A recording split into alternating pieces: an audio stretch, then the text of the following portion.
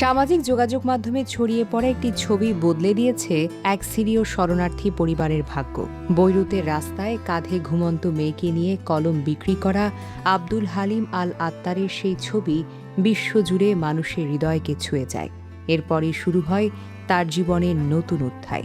সিরিয়ার সংঘাতের কারণে প্রতিবেশী দেশ লেবাননে আশ্রয় নেওয়া ১২ লাখের বেশি শরণার্থীদের মতোই কঠিন সময় পার করছিলেন আত্তার। আগে তিনি সিরিয়ার দামেস্কের ইয়ারমুক ক্যাম্পে বসবাস করতেন এবং একটি চকলেট কোম্পানিতে কাজ করতেন। কিন্তু ২০১১ সালে শুরু হওয়া সহিংসতার কারণে তার জীবন একেবারে এলোমেলো হয়ে যায়। স্ত্রী তাকে ছেড়ে তুরস্ক চলে গেলে ২ সন্তানকে নিয়ে নতুন সংগ্রাম শুরু করেন তিনি। লেবাননে এসে দীর্ঘ ৩.৫ বছর রাস্তায় কলম বিক্রি করে সংসার চালান আত্তার। তার আয় ছিল খুবই কম।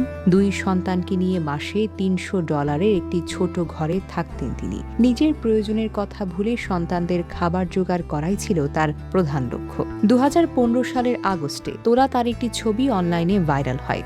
ছবিতে দেখা যায় বৈরুতের ব্যস্ত রাস্তায় আত্তারের কাঁধে ঘুমিয়ে আছে তার ছোট মেয়ে। ছবিটি দেখে বিশ্বজুড়ে মানুষ তার পাশে দাঁড়ায়। বিভিন্ন মানুষের সহযোগিতায় প্রায় $১,৮৫,০০০ মার্কিন অনুদান সংগ্রহ হয়। অর্থ স্থানান্তরের জটিলতার কারণে তিনি প্রথমে প্রায় $৭০,০০০ হাতে পান। এই অর্থ দিয়ে আত্তার শুধু নিজের জীবনই বদলাননি, বরং নতুনভাবে ঘুরে দাঁড়ানোর চেষ্টা করেছেন। তিনি বৈরুতে ৩টি রেস্তোরাঁ চালু করেন, যেখানে কাজ করেছেন ১৭ জন সিরীয় শরণার্থী।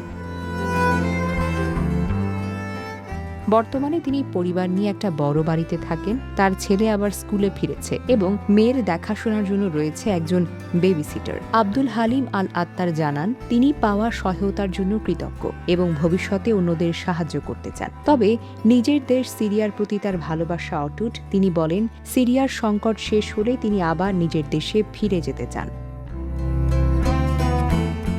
Desk report, recap news.